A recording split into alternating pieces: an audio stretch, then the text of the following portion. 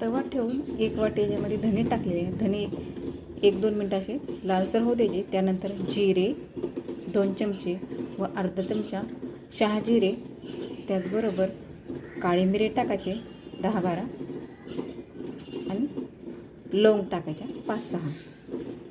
हवा असल्यास यामध्ये तुम्ही ओवा पण टाकू शकता अर्धा चमच.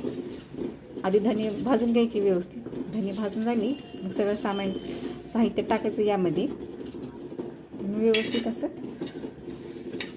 लालसर भाजून घ्यायचं. जिरे नंतर टाका, कारण जिरे करपू शकतात, त्यामुळे आधी धने व्यवस्थित भाजून घ्या.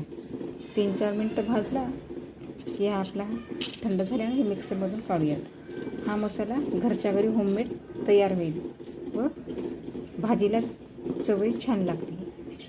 तुम्ही हा मसाला एका काचेच्या बरणीत काढून ठेवा व तुम्ही वांग्याची भाजी, दोडक्याची भाजी, दुधीची भाजी आपण बनवतो ना, त्यामध्ये अर्धा चमच टाका.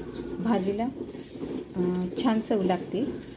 अशा प्रकारे घरच्या घरी बाहेरचा वापरण्यापेक्षा अशा घरच्या घरी मसाला बनवून ठेवा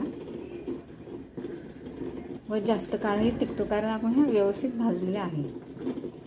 महत्त्वाची टिप्स, आणि मसाला भाजताना कधीही लो फ्लेमवरचा, हाय फ्लेम कधीच करायचं नाही. त्यामुळे कसा मसाला वरूनच असं करपून जातो, मधातून तसाच कच्चा राहतो. मस्त मसाला बारीक झालेला आहे.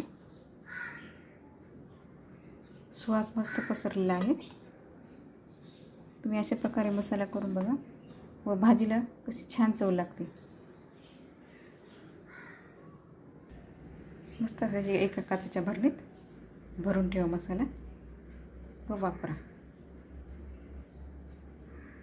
घरच्या घरी लवकर बनतो आणि त्याला जास्त वेळ पण लागत नाही.